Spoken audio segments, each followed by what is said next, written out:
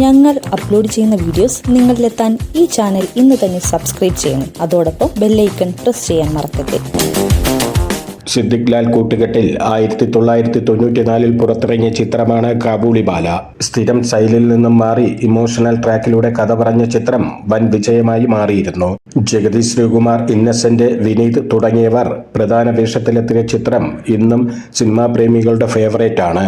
ചിത്രത്തിലെ ഒരു ഗാനം ആലപിക്കാൻ ഹരിശ്രീ അശോകനെ പരിഗണിച്ചിരുന്നുവെന്ന് പറയുകയാണ് ലാൽ. ലാലിന്റെ വാക്കുകൾ ഇങ്ങനെയാണ്: ഹരിശ്രീ അശോകനെ മിമിക്രി കാലം തൊട്ട് അടുത്തറിയാം. കാബൂളിവാല എന്ന പടത്തിൽ അശോകന് പാടാൻ ഒരു അവസരം കൊടുത്തിരുന്നു. ഹൃദയവാഹിനി എന്ന പാട്ട് അതിഗംഭീരമായിട്ട് അശോകൻ പാടുന്നത് ഞാൻ കേട്ടിട്ടുണ്ട്. അങ്ങനെ കാബൂളിവാലയിലെ പിറന്നൊരീ മണ്ണം എന്ന പാട്ടുപാടാൻ അശോകനെ വിളിച്ചു. അന്ന് അയാൾ സിനിമയിൽ അങ്ങനെ സജീവമായിട്ടില്ല.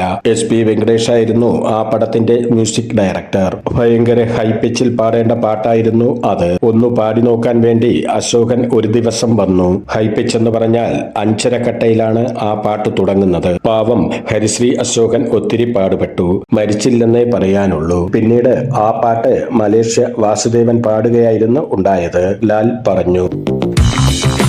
ഞങ്ങൾ അപ്ലോഡ് ചെയ്യുന്ന വീഡിയോസ് നിങ്ങളിലെത്താൻ ഈ ചാനൽ ഇന്ന് തന്നെ സബ്സ്ക്രൈബ് ചെയ്യണം. അതോടൊപ്പം ബെല്ലൈക്കൺ പ്രസ് ചെയ്യാൻ മറക്കരുത്.